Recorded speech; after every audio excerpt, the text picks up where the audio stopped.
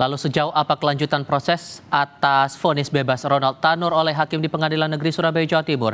Kami akan bahas ini bersama dengan para narasumber. Bergabung lewat sambungan satelit, Kepala Seksi Intelijen Kejaksaan Negeri Surabaya, Putu Arya Wibisana. Pak Putu, selamat sore Pak. Selamat sore Mas Tifal. Terima kasih sudah bergabung. Kemudian dua narasumber lainnya bergabung lewat dalam jaringan. Ada pakar hukum pidana Universitas Pelita Harapan Jamin Ginting dan sepupu korban almarhumah Dini, Sakinah Tuzanah yang bergabung dari Sukabumi, Jawa Barat. Pak Jamin, Mbak Sakinah, selamat sore. Selamat sore. Terima kasih sudah hadir seluruhnya dalam diskusi kami kali ini. Mbak Sakinah, saya ke Anda dulu. Jadi sejauh apa komunikasi yang sudah dibangun pihak keluarga dengan kuasa hukum merespon atas vonis bebas dari Ronald Tanur ini, Mbak? Ya, jadi kita udah koordinasi sama pengacara kalau kita nanti akan melakukan pelaporan ke 3 hakim ini ke Badan Eksekutif yang KY, Menkopolham sama Bawas Mahkamah Agung.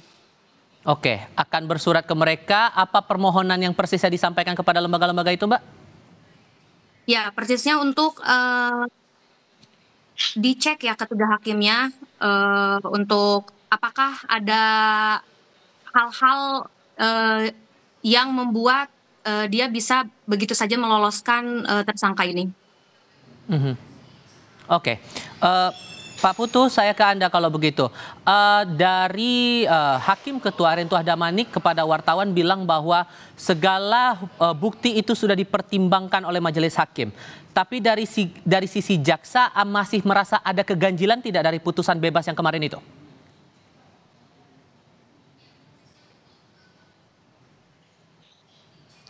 Ya, terima kasih untuk pertanyaannya Mas Tifal. Dari yang disampaikan oleh hakim itu sudah kami lakukan pelajari, namun untuk salinan putusannya nanti juga kami tunggu.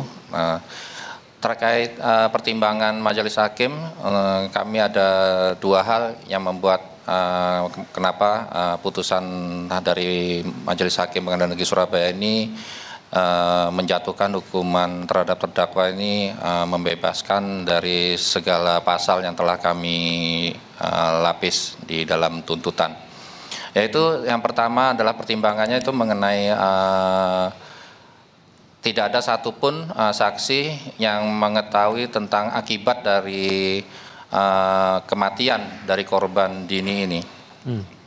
Nah, kemudian yang kedua adalah akibat dari kematian korban ini adalah adanya alkohol yang masuk ke dalam lambung si korban. Nah, terhadap 2 pertimbangan ini sesuai dengan persesuaian dari para saksi maupun alat bukti yang sudah kami sampaikan di persidangan itu, kami menyatakan di sini bahwa itu sudah ada persesuaian antara fakta di persidangan yang telah kami sampaikan. Itu adalah juga didukung oleh ada petunjuk atau alat bukti lain, yaitu seperti adanya visum et repertum yang menyatakan bahwa memang terdakwa ini ada luka yang disebabkan oleh benda tumpul dan juga adanya bekas di tubuh korban dari hasil otopsi itu bekas lindasan dari ban kendaraan atau mobil. Motifnya adalah seperti kendaraan, jadi ban itu sudah ada di tubuh korban ditemukan. Nah, kemudian juga dari situ juga kami sudah menghadirkan bukti berupa video atau CCTV yang di situ juga sudah kami tayangkan di dalam persidangan yang menampilkan di situ pada saat tersangka berdua dengan korban itu melakukan percekcokan pada awalnya. Setelah mereka berdua di tempat hiburan itu, kemudian terjadilah di lokasi parkir itu mereka akhirnya terdapat peristiwa mengakibatkan kematian dari korban Dini. Seperti itu, Mas Tial. Oke, itu dari segi jaksanya. Saya coba ke Pak Jamin kalau begitu. Dari jaksa merasa bahwa bukti-bukti sudah kuat, sudah cukup, tapi mengapa kemudian terdakwa ini masih bisa bebas dari segala tuntutan? Apakah Anda menangkap ada ketidakcermatan juga dari jaksa dalam menyusun tuntutan?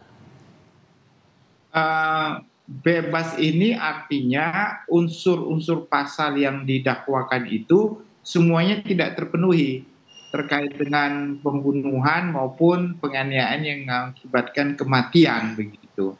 Nah, untuk bisa menyatakan seseorang telah melakukan suatu perbuatan pidana berdasarkan bukti yang sah ya sesuai dengan ketentuan 184 itu, maka kalau saya lihat tadi itu ada bukti yang mengarah kepada pelaku sebagai hubungan kausalitas ya antara orang mati dengan pelaku tindak pidana. Hubungan kausalitas itu sebenarnya harus menjadi keyakinan bahwasannya berdasarkan tempus waktu terjadinya tindak pidana itu tidak ada orang lain selain daripada pelaku.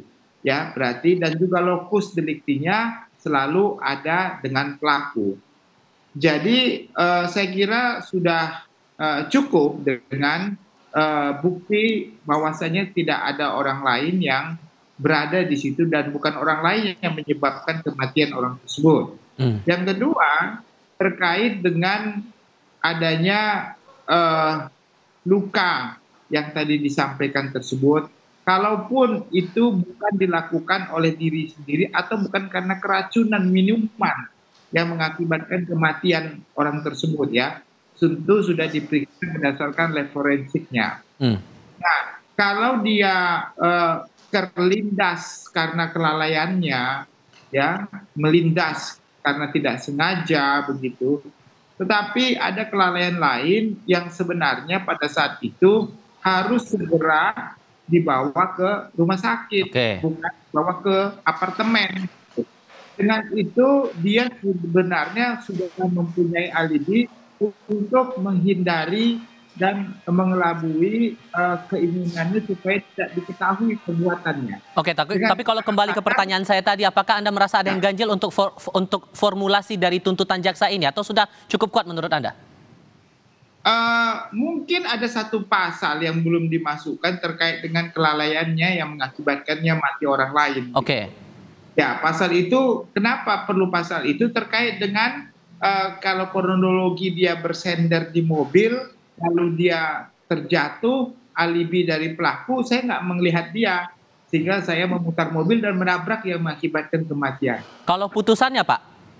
Ya? Kalau di putusannya itu Anda merasa ada hal yang paling ganjil, yang paling krusial itu di bagian mana? Kalau itu kan dia berdasarkan kalau ada upaya daripada pelaku ini untuk menolong dia dan membawa dia ke rumah sakit. Jadi ada niat baik. Jadi mens reanya itu, niat jahatnya itu tidak ditemukan. Ya, tentu kalau kelalaian karena mengakibatkan kematian memang nggak ada mens rea. Di situ nggak ada niat jahat untuk melakukan kejahatan. Tapi karena kelalaiannya itu mengakibatkan mati orang tersebut. Oke. Nah, itu yang sebenarnya saya bilang pasal itu kan tidak dimasukkan kan dalam konteks ini. Hanya pasal pembunuhan 338 harus punya niat untuk membunuh. Kalau 351 terkait dengan penganiayaan mengakibatkan kematian juga harus punya niat. Tapi kalau alibinya karena kelalaiannya mengakibatkan orang lain mati, itu juga bisa menjadi pasal pelapis sebenarnya. Tapi saya kira dengan keadaan penganiayaan yang dia menghindar ya untuk bisa melaporkan atau membawa ke rumah sakit, sebenarnya dengan pertengkaran dari awal dia sudah punya niat untuk mencelakakan orang ini begitu. Jadi lebih cenderungnya ke 351 paling mendekati ya. Tapi sebenarnya lebih baik kalau ada pasal kelalaiannya mengakibatkan kematian bagi orang lain. Mbak Sakinah, dengan dengan bebasnya Ronald Tanur ini dari pihak keluarga masih ada kerisauan tidak? Masih ada keraguan atau keganjilan yang masih terasa? Boleh cerita lebih lanjut, Mbak? Tentu ya Mas, kita masih ada keraguan kenapa dia divonis bebas, karena dari hasil otopsi aja udah kelihatan ya.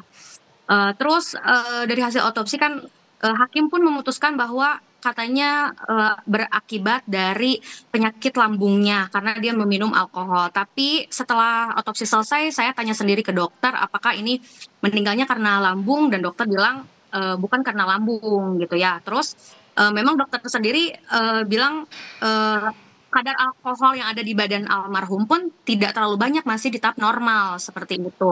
Dan juga kalau dari otopsi kan di kepala ada benturan, itu juga udah kelihatan gitu. Jadi memang menurut saya bukti-buktinya udah cukup lengkap karena ada hasil otopsi, terus di rekonstruksi juga memang ada pemukulan seperti itu. Jadi memang ketika hakim memutuskan untuk bebas, saya juga bingung kenapa? Karena bukti-buktinya yang menurut saya cukup kuat.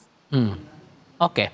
Pak Putu, dengan rencana untuk mengajukan kasasi ini, apakah ada formulasi baru yang bakal dilakukan jaksa untuk formula kasasi yang akan disampaikan, dan mungkinkah ada bukti baru juga yang akan dicantumkan dalam nota kasasi nanti?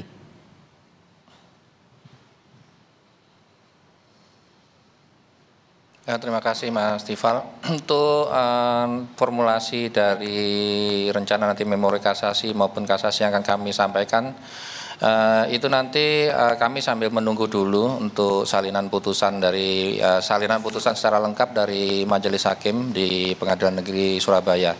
Untuk beberapa yang akan kami masukkan itu nanti akan disampaikan oleh tim dari JPU tentunya, Mas. Untuk tetap dengan jerat pidana pasal pembunuhan atau akan kemungkinan berubah, Pak? Pengadilan tingkat pertama untuk pasal yang akan ini kan akan tetap menggunakan pasal 338 Kitab Undang-Undang Hukum Pidana, Mas. Oke. Baik, terima kasih untuk perspektifnya. Pak Jamin, terakhir untuk Anda, sehingga apa yang harus bisa dilakukan oleh jaksa bila kemudian nantinya akan melayangkan kasasi, apa yang harus betul-betul jadi kunciannya di situ?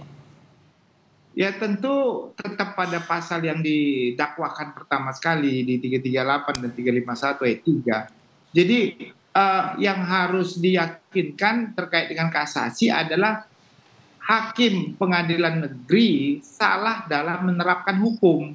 Itu karena kan di kasasi itu kan terkait dengan penerapan hukum hakim yang tidak sesuai, terkait dengan penerapan pasal tersebut di dalam pertimbangannya, jadi tidak sesuai. Itu saja yang kira-kira yang harus diperkuat di situ. Baik, terakhir singkat saja Mbak Sakinah, apa yang betul-betul diharapkan keluarga sekarang? Iya, harapan keluarga kepada DPR RI dan Badan Eksekutif, Komisi Yudisial, Menko Polham, sama Bawas Mahkamah Agung, semoga bisa memperhatikan dan mengatensi kasus ini sehingga keadilan bagi almarhum bisa tercapai dan anak almarhum bisa mendapatkan perlindungan dan haknya. Yang kedua, semoga DPR memberikan teguran dan rekomendasi sanksi seberat-beratnya bagi 3 hakim yang ada di Surabaya. Terus yang ketiga, agar meningkatkan pengawasan terhadap perkara-perkara yang ada di pengadilan agar setiap putusannya adil terhadap rakyat kecil. Dan kami juga berharap semoga bisa bertemu dengan Presiden Republik Indonesia untuk menyampaikan keluh kesah kami kepada Presiden agar bisa memperbaiki sistem hukum yang ada di Indonesia sehingga dapat melindungi rakyat kecil. Baik, terima kasih banyak Mbak Sakinah, Pak Jamin, Pak Putu, terima kasih sudah berdiskusi bersama kami. Selamat sore semuanya.